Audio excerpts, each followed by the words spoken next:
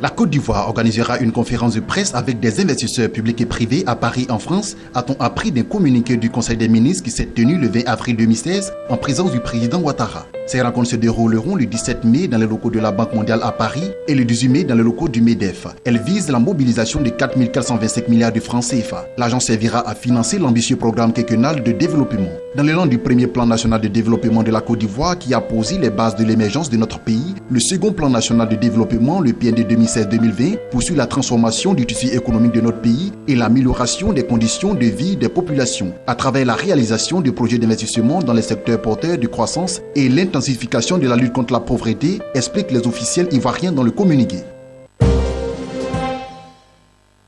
Le gouvernement de Côte d'Ivoire a décidé d'investir près de 80 milliards de francs CFA dans le renforcement de ses forces de défense, a-t-on appris d'un communiqué ayant sanctionné le Conseil des ministres le 20 avril 2016. La mesure intervient quelques semaines après la sanglante attaque survenue le 13 mars dernier et qui a fait officiellement 22 morts, dont 3 membres des forces de défense et de sécurité ivoiriennes.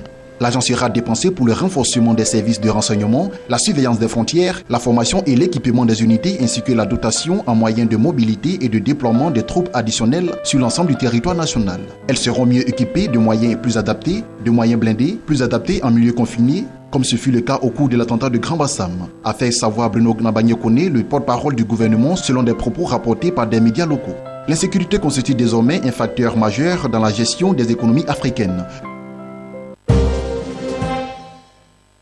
L'Agence nationale du service universel des télécoms, TIC, ensuite a révélé le lancement de la troisième phase des travaux de réalisation du réseau national haut débit. Ce nouveau tronçon de l'infrastructure de fibre optique long de 5013 km sera déployé par la société française Bouygues et ses partenaires Sagemcom et Polyconseil. Les travaux devraient prendre fin en 2017. Le réseau national haut débit est cette infrastructure d'une longueur totale de 7000 km destinée à couvrir toute l'étendue du territoire national et à relier les différents sites de l'administration publique. Sa troisième et dernière phase complétera les 2 premières engagées par le gouvernement en 2013. C'est l'équipementier télécom chinois Huawei Telecom qui était alors à la tête des travaux. La première phase de déploiement de la fibre optique à travers la Côte d'Ivoire s'était matérialisée par la livraison de 1400 km courants. D'une valeur globale de 106,8 milliards de francs CFA, le réseau national haut débit que réalise le gouvernement ivoirien fait partie de son plan de développement des télécommunications. Une fois achevé, il devrait permettre le développement des services comme la télémédecine et l'e-éducation.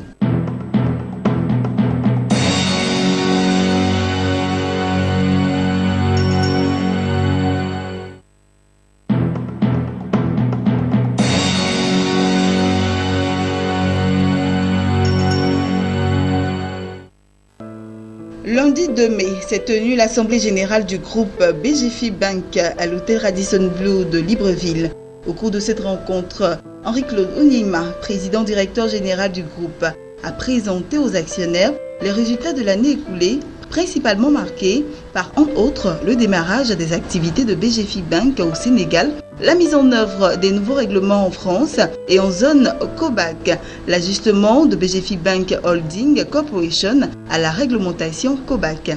À cette même occasion, l'Assemblée générale a décidé de la distribution d'un dividende de 3 200 francs CFA par action, soit un montant global de plus de 5 milliards de francs CFA.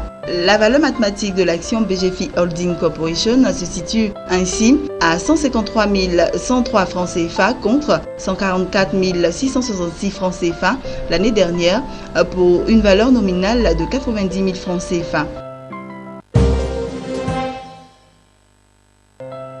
La question de la restructuration de la Postbank a été débattue ce lundi à la primature du Gabon. Il en ressort qu'une assemblée générale s'est tenue récemment à Libreville pour examiner l'état des comptes de l'entreprise et le projet de relance de ses activités, mises en mal par une situation financière extrêmement fragile. Conséquence, l'État est interpellé sur la reconstitution des actions des épargnants et des petits porteurs.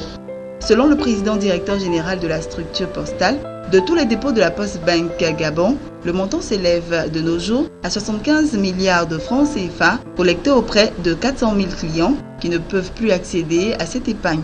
Le gouvernement est aussi sollicité sur la prise en charge d'une masse salariale estimée à 209 millions de francs CFA.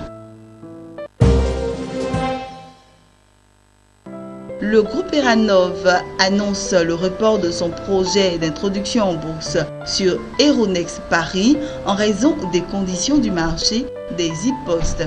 Avec l'ensemble de ses équipes et l'appui de ses actionnaires, Eranov entend poursuivre sa stratégie de développement et de croissance en tant qu'acteur majeur en Afrique de l'Ouest dans la production, le transport et la distribution électrique de l'eau potable, ainsi que dans la gestion des services publics.